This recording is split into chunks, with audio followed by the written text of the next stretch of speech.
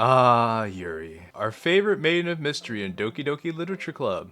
However, I think the biggest mystery about Yuri is how misrepresented she is by the DDLC community at large. She has the least amount of character-focused stories compared to the other girls by far, and when she is added to a story, she's either non-existent or mischaracterized to the point of parody. Yuri just exists in this mod. They didn't really know what to do with her, so she just goes along with Yeah, everything. she's just tagging along. She doesn't Why don't like. exist? So, I went to another deep dive into DDLC to find out who the real Yuri actually is, and to see how far the community has missed the mark. By the end of this video, we will see who Yuri truly is, why she can't be trusted, and why Act 1 and Act 2 Yuri are more related than you think. Hi, by the way. If you're new to the channel and don't know who I am, my name is...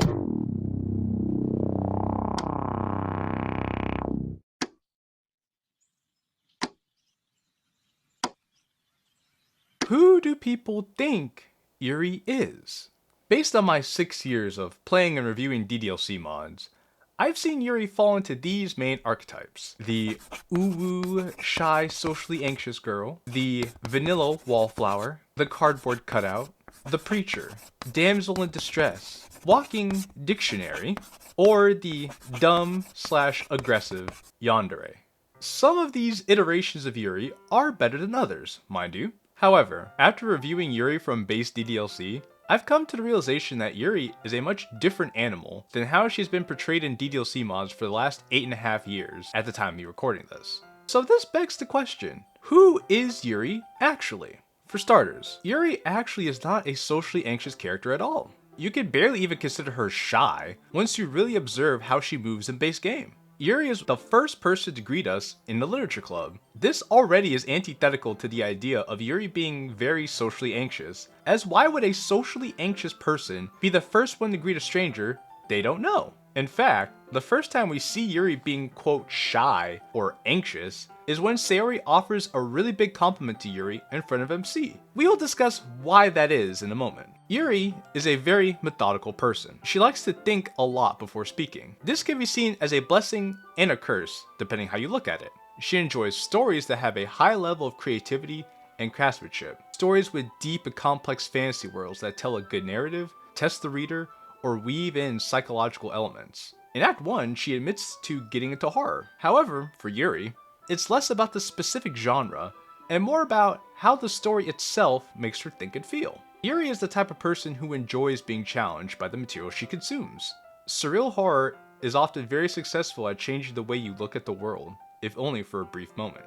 Yuri, while not always one to speak, is involved in many a conversation, and will volunteer to give an opinion when needed. This again is antithetical to the community perception of Yuri being socially anxious. In fact, Yuri approaches MC and asks him what kind of things he likes to read. Another thing about Yuri is that she's quite opinionated and has no qualms about letting you know what is on her mind. The main hiccup for her is constantly ensuring that what comes out of her mouth is as palatable as possible, until it's not. This gives incredible depth to her that I think most people do not appreciate about her, and it shows in how Yuri is used as a prop or as a mouthpiece at times. The coolest aspect of Yuri's character is how she thinks and relates to other people. Yuri's entire character revolves around her selectivity in revealing her vulnerabilities and showing even the deepest reaches of her heart. Yuri has an entire world of vulnerabilities and quirks that she keeps under lock and key to prevent others from getting the wrong idea of her. It also prevents people getting overwhelmed by her intensity, or scaring people away, or looking like a freak.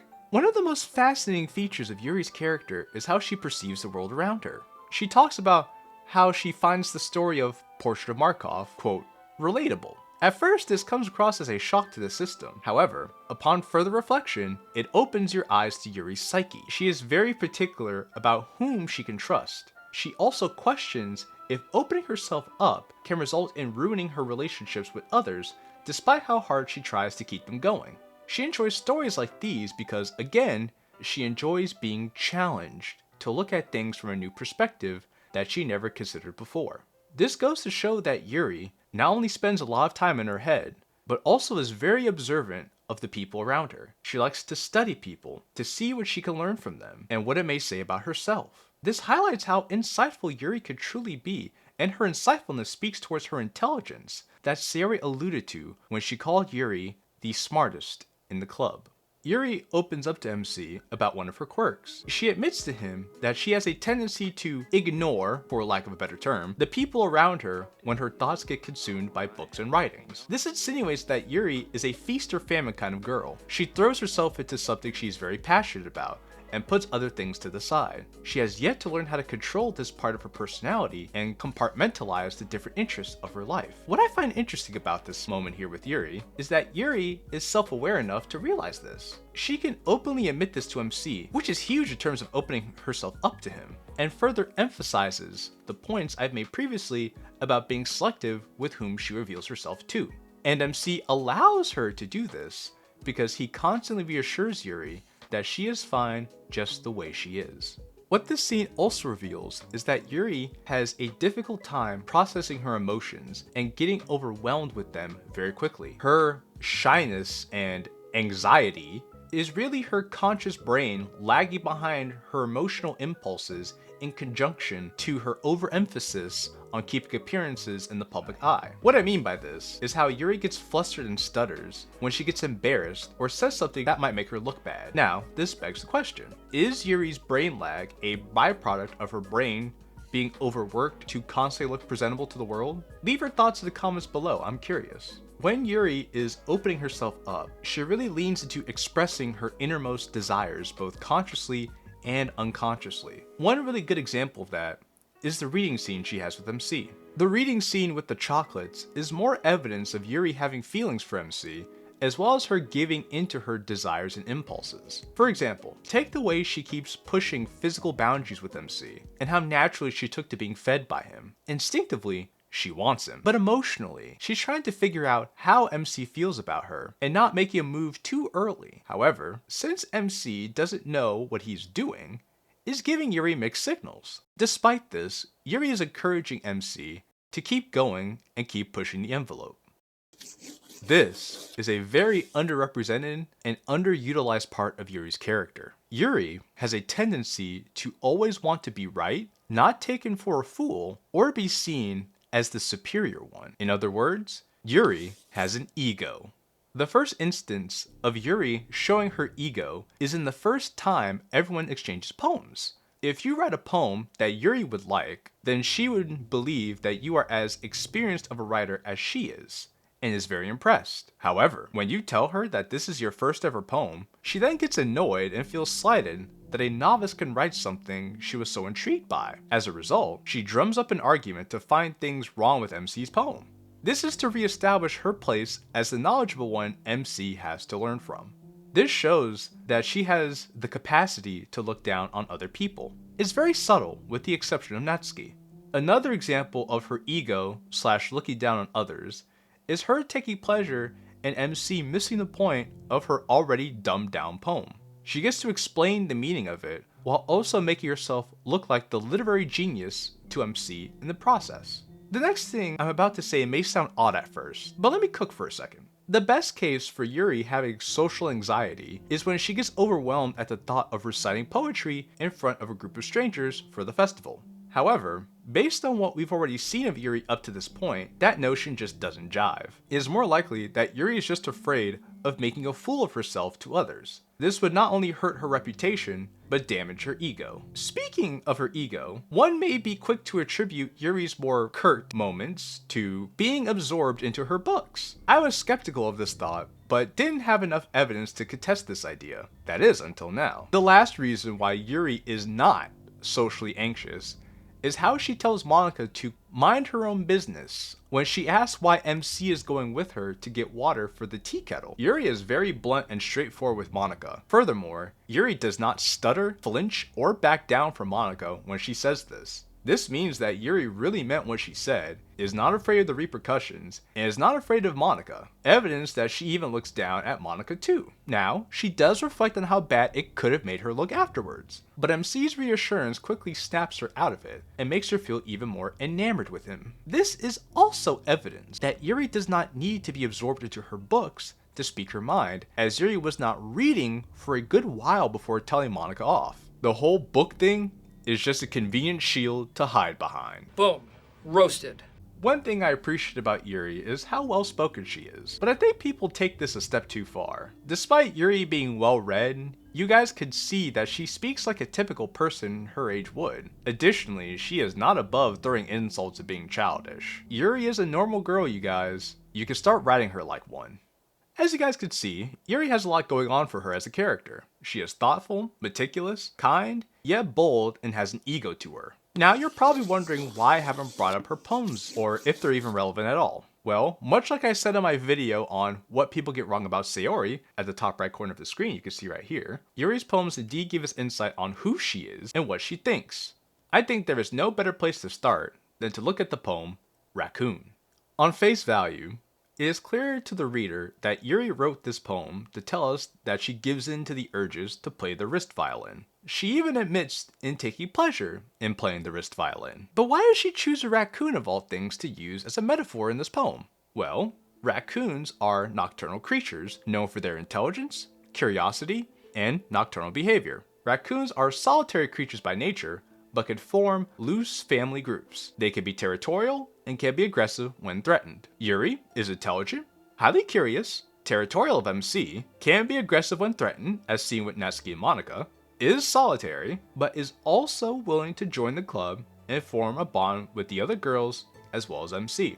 Yuri also keeps her true self in the dark, much like how raccoons do most of their foraging and activity in the dark. This poem is also interesting because it tells us that Yuri is one to give into her impulses and base desires when push comes to shove.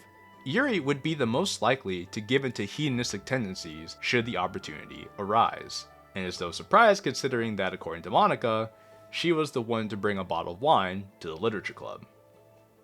If you made it this far into the video, I want to remind everyone watching to like the video so it could reach more people, and subscribe to the channel if you haven't already for more videos like this. It helps to support the channel so I can keep making videos like this. If you want to help support me even further, then become a YouTube or Patreon member to get early access to videos, behind the scenes content, appear in the end credits, and more. I need your guys' help if I'm going to keep making videos like these. Check out the links in the description. Thank you for watching, and now back to my point.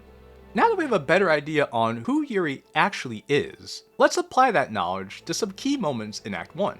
For starters, let's see Yuri's interaction with Monika and MC. Since Monika knows all of the girls and what they're hiding from MC in terms of their attraction to him, when she says something about one of the girls, it's best to believe what she says. That being said, Monika points out that Yuri is trying to impress MC with her sophistication and passion for literature and tea. Yuri immediately gets flustered and is insulted by Monika. A pattern is starting to emerge where Yuri is conscious of the way she comes across to the MC. It's evident when the main times we see Yuri act anxious is when other girls try to interject their thoughts about Yuri to the MC. This statement is a reference to when both Monika and Sayori tried to speak for Yuri and present her to MC in a way she didn't intend to. I believe Yuri wants to be in control of how she is perceived by others, and especially MC. So, when the other girls try to take that away from her, she gets flustered as she doesn't know how to immediately take back control of the situation. A perfect example of this is when Sayori tells MC that Yuri bought him something on the second day of the club without her permission. This immediately sent Yuri into a tailspin because Sayori took all the control away from her and threatened her perception to MC. As a result, she got super flustered and didn't know how to resolve the situation. However, she is very receptive to MC helping to reassure her and bring back control of her social perception to the others. This is what makes MC attractive in Yuri's eyes and begins her desire to get closer to him. When MC reassures her that she is still in a good light in his eyes, then she can relax and return to normal. Yuri wants to have a close relationship with the MC, as close as the one Sayori has with him. This points to her more obsessive nature that gets emphasized in Act 2. All of this happens on literally the first official day of MC being in the club. Sayori talks about her relationship with MC and how reliable of a guy he is, and Yuri starts to wish that she could have that kind of relationship for herself. When Sayori declares that Yuri could have that kind of relationship with MC, both Yuri and MC get flustered and blush. This implies that they both are thinking of the possibility, and neither of them are against the idea of that happening, since there's at least some degree of mutual attraction here. Here is one issue though. Because Yuri is so selective about showing who she truly is, her dialogue can come across as very measured and deliberate. This might give the impression of Yuri being, quote, fake or inauthentic as a consequence. Whether she is or is not fake is up to the discretion of the reader. However, thanks to what we already know about Yuri, she reveals her true intentions with enough time and observation. What better way than to analyze the poem Ghosts Under the Light Part 2, which is pretty much Yuri's love letter to MC. Yuri represents herself as a solitary ghost under a single streetlight. The ghost symbolizes her feeling of being disconnected to the world around her and the people in it. The amber glow represents her emotions. The blue-green hue represents the unknown and unfamiliar of the future in part 1. However, the blue-green hue in part 2 represents MC in ghost form. It seems clear to me what the uncertain future Yuri was referring to is now. The blue-green ghost coming to the amber streetlight symbolizes MC coming into Yuri's bubble of emotions and vulnerability. Yuri is hesitant at first to take the leap of faith, but she is willing to give up on her understanding of the familiar and embrace her impulses and feelings. This is a big moment for Yuri, as she has come a long way from who she was on day 1 to who she is now on day 4. Yuri being this vulnerable is something she never would have fathomed if it wasn't for the connection that developed with MC. Malika confirms to us that Yuri uses her books as a form of escapism to cope with how badly she views her reality. And after listening to what Yuri has to say, it makes sense. I do believe Yuri is capable of doing this with any of the other club members, but the added incentive of a romantic partner was great motivation for Yuri to let her guard down. With that guard down, we could see that even though Yuri has a lot of good to her, she also has a lot of bad to her as well. Remember that ego I told you about? There are 2 more key instances in Act 1 I want to point out here. For starters, when MC is chastising Sayori for trying to manipulate him into buying her a snack, Yuri giggles at her after MC says, "If you feel guilty, that's because you deserve to feel guilty." It appears that Yuri is taking some form of pleasure in seeing Sayori getting chastised. This scene also shows that Yuri isn't above eavesdropping on conversations. It makes sense given that Yuri likes to observe the people around her. And, of course, Yuri tries to defend herself by saying she wasn't listening to protect her image. Yuri's self-righteous attitude towards Sayori in this instance can be seen as evidence of her looking down on Sayori. However, Yuri is so justified in this instance that it's not a bad look for her. This is a pretty minor instance, I'll admit. However, I know this is something people would overlook if attention wasn't brought to it. And it's the little things that make a world of difference. Speaking of a world of differences, let's finally get into the bare-knuckle boxing match that happens between Yuri and Natsuki. This fight is indicative of many, many things about both Natsuki and Yuri as characters. However, one big takeaway from this scene that I will point out is how it is a clash between Yuri's ego and Natsuki's intolerance of ego. Yuri looks down at Natsuki, and Natsuki takes a lot of offense to that. As a result, they both attack their insecurities to take each other down a peg or two, and both make each other look bad while trying to make themselves look good in the process. However, they both get so caught up in the argument that they push away the people around them. Yuri also has a bit of a temper and can become quite childish when she gets agitated and her ego is bruised. She insults and tries to hit people where it hurts. However, she has a difficult time when people hit back harder. She does not deny making her boobs a size bigger when Natsuki brings it up. Now, whether it is true that she stuffed her bra or was just caught off guard by Natsuki has yet to be determined. But with Sayori stating that Yuri always has big boobs leans more towards the latter. Both Natsuki and Yuri offer valid points about writing staples and how to engage with the reader.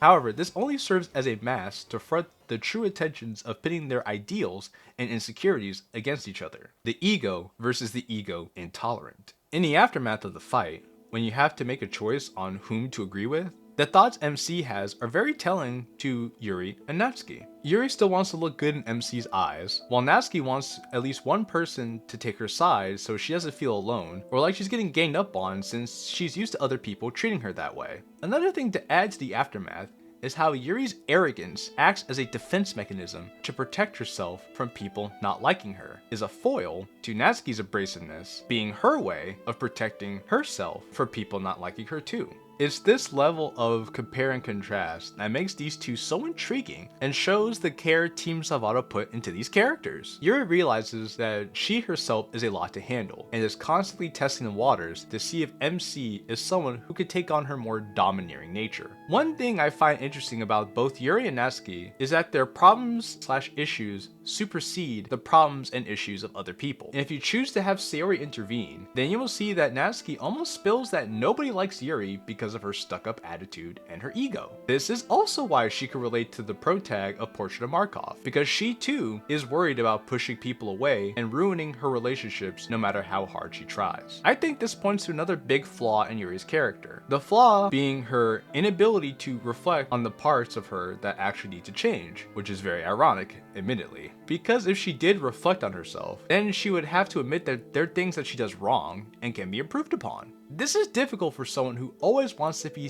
right and seen as superior. As a result, Yuri will only comment on surface level issues, but nothing further, as her ego will not allow her to see deeper things. This is why she likes MC so much. It's because he does not try to challenge her and reassures her that she is fine just the way that she is. This leads into the earlier comment about Yuri constantly testing the waters to see how much of her that MC can handle. All in all, Yuri is a complex character, more complex than I think she gets credit for. She's not shy, very methodical, protective of her insecurities and whom she can trust, yet somehow hides a pretty big ego under that long purple hair and pretty smile. If there was a phrase I could use to sum up Yuri as a person, it would be the good, the bad, and the ugly. It always makes you wonder, what would happen if Yuri was pushed over the edge? What kind of things would come out of that? Well, we get Act 2 Yuri. Let's cut in and see what makes Act 2 Yuri stand out from Act 1.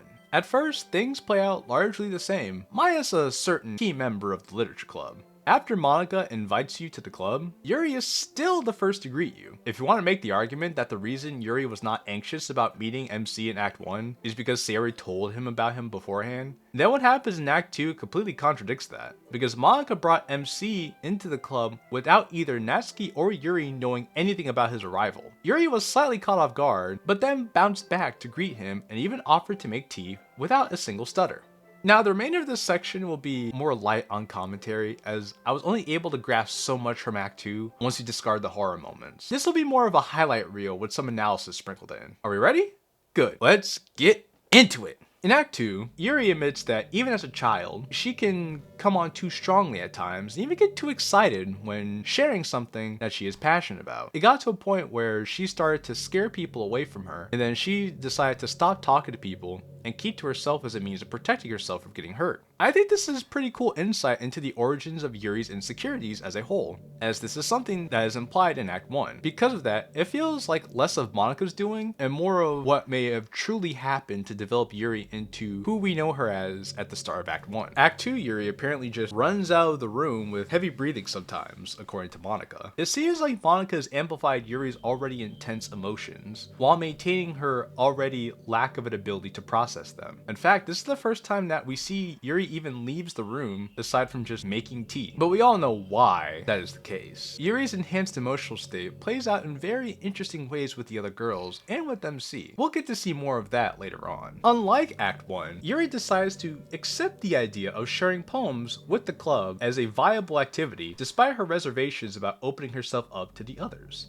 This seems to indicate that Yuri is willing to put her own feelings aside for the sake of fulfilling a leadership position. Act 2 Yuri is definitely more selfless this time around than her Act 1 counterpart. Like Act 1, Yuri shares a disdain for Natsuki. Also, Yuri is stepping into a role of authority by being the vice president, so her interactions with MC feel a little less personal and more platonic. Yuri tries to keep the same energy going, but the context is a little different with her being the vice president. Act 2 Yuri seems to be more on edge when it comes to how she is perceived by MC. Also, Act 2 Portrait of Markov is much darker and more gruesome than Act 1 Portrait of Markov. So that might be the reason why Act 2 Yuri is more apprehensive about being compared to the Portrait of Markov protagonist. Speaking of MC, during the first poem exchange with Yuri, I came to a rather interesting realization. Even though the dialogue between MC and Yuri is pretty much the same, the way the conversation is being carried out is no noticeably different. Yuri is less arrogant and a bit meeker this time around. She is seen blushing a lot more and being sensitive to what MC has to say in general. This contrasts her Act 1 self, who took more pride in being the dominant and knowledgeable one. She's taken on a much gentler and sweeter persona here with MC. I believe this is a part due to her accelerated emotional state towards MC. In Act 2, Yuri is more forthcoming with MC a lot faster. In Day 2, she is divulging things about herself that she didn't disclose until Day 3 of Act 1. Act 2 Yuri seems to be less concerned about guarding her feelings from MC and the others this time around in comparison to her Act 1 counterpart. This must also be in part due to manga's influence on her character file. Act 2 Yuri is self-aware enough to know that her more volatile emotions are atypical, but can't figure out why she is experiencing this. It's as if her ego has converted from protecting herself to protecting what is hers, as Yuri becomes more concerned with the good things in her life being taken away from her. In other words, Yuri becomes more obsessive over time, which is something Monica alludes to. In fact, the pen is the key to Act 2 Yuri's obsessiveness. At first, Yuri said that she picked up the pen after it fell from MC's bag. Now, right before she ends it all, she admits to stealing MC's pen. This means that she is okay with lying to us as long as it means she got to save face. This is something that Act 1 Yuri never did, and Monica confirms what Yuri spells out to us in Act 1. As I stated earlier, Act 2 Yuri realizes that something is wrong with her and that her emotions are way more volatile than normal. However, she chose to give into her lust, envy, and obsession to be loved and admired by others, instead of trying to pause and reflect on herself. Okay, Yuri admitted to trying to stop herself from falling into the abyss. However, when the abyss stared back at Yuri, she blinked. This is actually similar to how Yuri is in Act 1 when it comes to her own lack of self-reflection. Though, admittedly, Yuri is more reflective in Act 2 than in Act 1, but that could be chalked up to cueing the reader in that something is wrong versus actual character development. In conclusion, Act 1 and Act 2 Yuri are not as distinct as the community has been led to believe. They both have key differences, but the uncomfortable truth is that these traits that we see in Act 2 Yuri are always a part of her. It just took the proverbial push off the cliff to get her there. Now, if you were to write a story for Yuri to embrace more of her Act 2 traits, then you have to create a scenario that would drive Yuri to become way more emotional than she is capable of handling. The two examples of stories that went in this direction are the DDLC mods Midnight Date and Our Castle Walls. Both can be found at ddmc.site, linked in the description below. Now, why does this matter? People have been limiting themselves on how to write stories about Yuri. She is the most underrepresented character when it comes to character-focused stories. That's changed in recent history, but Yuri-focused stories / mods are not as widespread as those of her contemporaries. In addition, people have been limiting themselves on how to write Yuri as a supporting character in their stories / mods. Having a better understanding of not only who Yuri is as a character, but how she interacts with the cast will lead to so much exploration of storytelling that it will grow the medium of DDLC mods as a whole. Imagine the possibilities of exploring what a relationship with a very egotistical Yuri would be like. Imagine writing the stories of how Natsuki and Yuri could grow to overcome their flaws and differences to actually become friends. Especially since Natsuki admits to wanting to be better friends with Yuri, but Yuri constantly looks down on her. Writing a story that shows Yuri overcoming her biggest flaws of egoism and lack of self-reflection would be a very impactful and relatable story as well. Wow, we finally made it, guys. If you made it this far in the video, type raccoon sleep in the comments to confuse all the fakers who skipped to the end. Before we head out, let's recap on what we covered today. Who do people think Yuri is? The community has spent 8.5 years mischaracterizing Yuri into a socially anxious, stuttering wallflower devoid of any real personality. Who Yuri actually is? After playing through base DDLC, we found that Yuri is not only really thoughtful, intense, and witty, but she is pretty arrogant and can be childish at times, a far cry from the dainty air of sophistication she wears most of the time. Act 1 versus Act 2 Yuri. Act 2 Yuri is a Act 1 Yuri that lost her desire to look presentable in front of strangers, combined with powerful emotions she was already incapable of controlling. She's more dangerous, more straightforward, more sensual, but she is still Yuri at the end of the day. Why does it matter? People have been mischaracterizing Yuri for years, and I'm tired of pretending that we haven't been. It's time to rethink how we view this character as a whole. It's honestly a crime that Yuri is the girl with the least amount of character-focused stories, when she possesses some of the greatest story writing potential for positive arcs, negative arcs, coming-of-age stories, the pitfalls of falling to temptation, and how to overcome it. But instead, we relegated her to be the side character of everyone else's story. Hopefully we all have a better appreciation for our favorite Maiden of Mystery. Thanks for watching.